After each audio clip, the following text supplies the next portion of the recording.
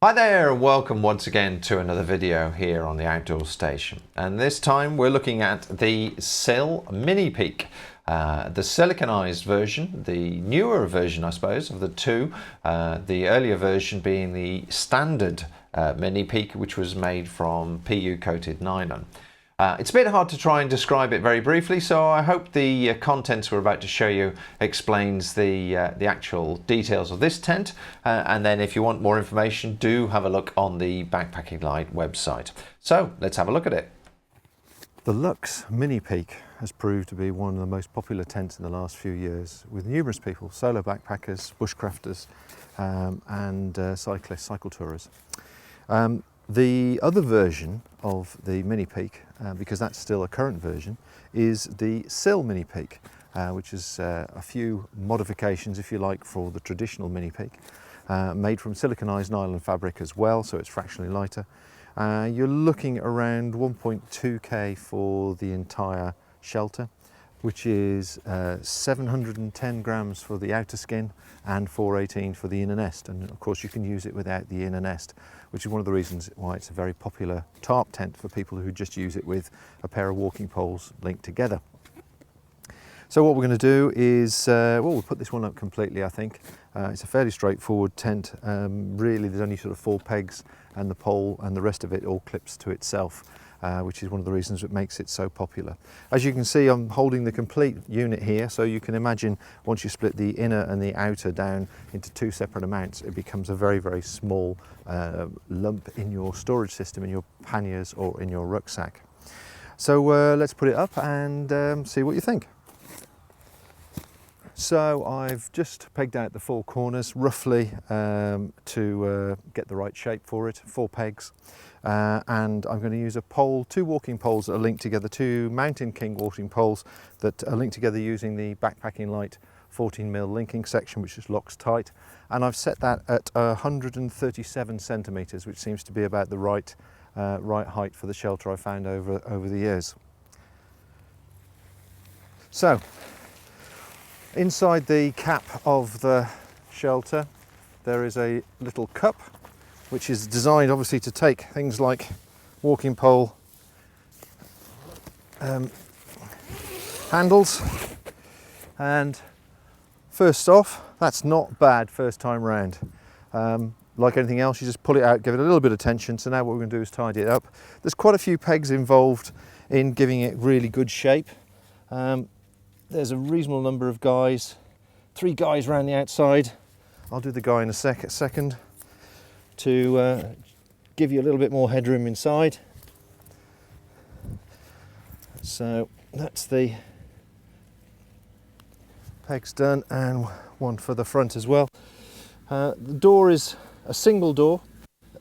There's only the 1 door at the front. It isn't a double door like a lot of the Luxe shelters or the old Mini Peak, if you like, the standard Mini Peak, which is PU coated. This is siliconized nylon.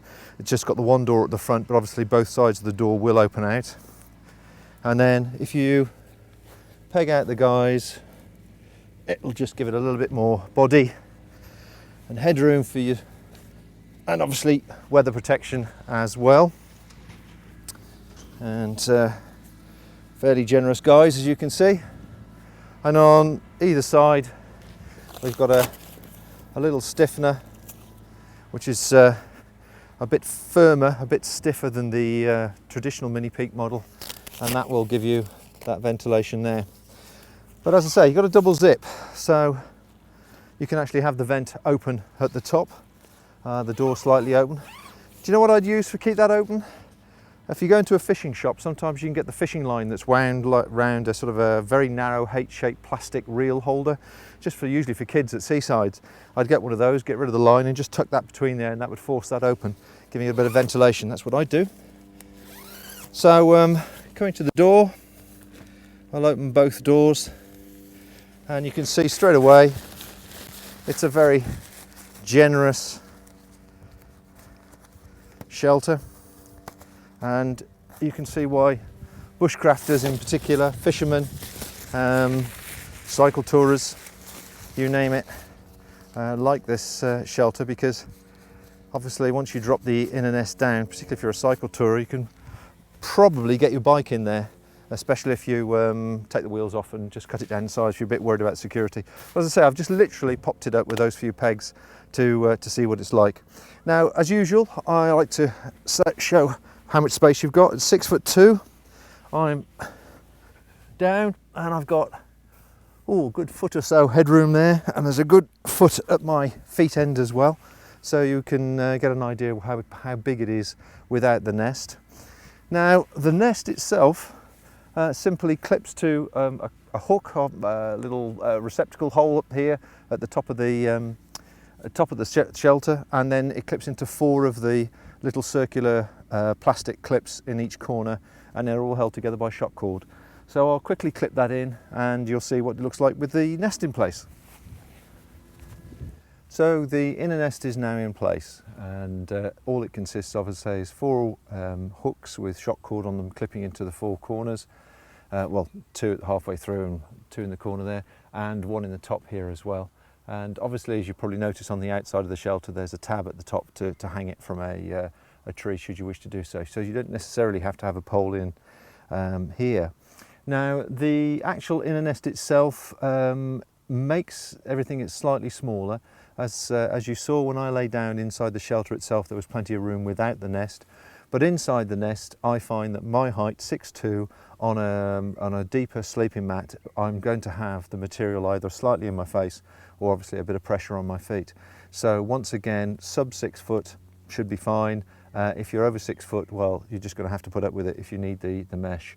Now, we've not tested it as being midge proof, but Chris Townsend has used one of these shelters with this mesh, and he tells me that he didn't get troubled by midges at all. So I can only go on that as being as good as it gets, shall we say. But I know a lot of people have bought them and used them in Scotland and not complained. So you just have the one entrance into the nest. Certainly plenty big enough in here for your sleeping mat and gear. And if I put my feet on the mesh at the bottom now and lie down, as you can probably see here, I've just got the mesh just there. So if I was on a Neo Air, my face would be here, and I'd have to work out if I was going to accept it or not. I've used the shelter myself and didn't find it a problem. You know what it's like, you sort of wriggle and move a bit and get comfortable. I don't mind my feet being against the end so much, and as long as there's nothing scratching my face, it doesn't keep me awake at night. But it is just frustrating that it doesn't quite work for the taller person. But having said that, anybody under 6 foot has a whale of a time, because obviously, once again, you've got fantastic vestibule. Half the shelter is ideal. I know people that have used this particular shelter for cycle touring. They've used it with pets, with a dog, quite a large dog as well for that matter, and with small children. You can't get a separate ground sheet for it, but it's an average size, so it's easy enough to get a ground sheet if you want to actually take the nest down and use the whole area with a couple of people. So all in all, it's a very flexible item, very flexible tent. It's got a lot of positives, notwithstanding the fact that it's relatively light. What did I just say, 1.2 kilos. And a lot of space, a lot of comfort to enjoy the view on a day like today and be out of the elements. So yeah, the Sil Mini Peak, a really, really good tent. One thing I didn't mention, again, the siliconized fabrics. The siliconized nylon, it doesn't come seam sealed, which worries a lot of people. And we have found from experience that the Luxe shelters, which are made from silicon, although they come with a tube of silicon, don't suddenly rush out and seal them. Try them yourself if you can in the back garden, in the rain, and see if it leaks. I found from experience that really none of them leak. And the only places I'd be tempted to put sealant would be around the horizontal stitching where the water might gather as such, because obviously the diagonal stitching that's going down at an angle, the water is running down and away from you. Perhaps around the zips, and that's probably it. But if you have a look on the Backpacking Light website, there's an article there on seam sealing and how to seal, because certain seams need sealing on this side of the fabric and certain seams need sealing on the other side of the fabric. But as I say, don't let that worry you, because you might find, if you just try it for a couple of times in the rain, you may not find it leaks at all, so you won't have to bother. But there you go, that's the Sil Mini Peak. And an excellent shelter it is too. You can see how enthusiastic I was there with my explanation.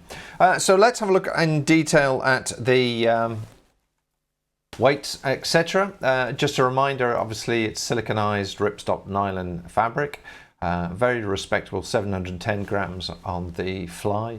The inner nest, should you wish to use it, another 400 grams.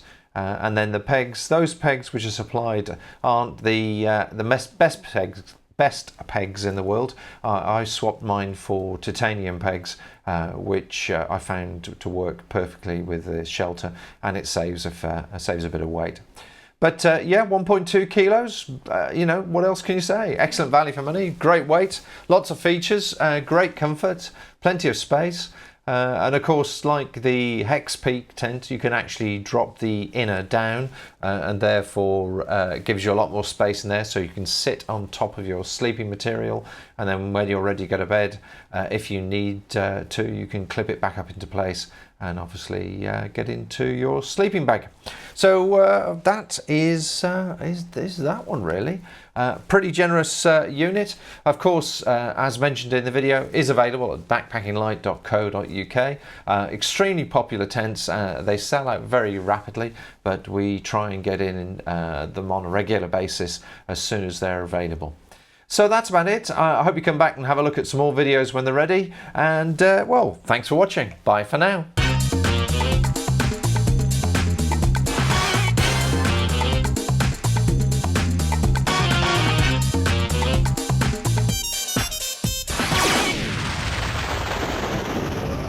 This machine will have eyes, ears, and a voice.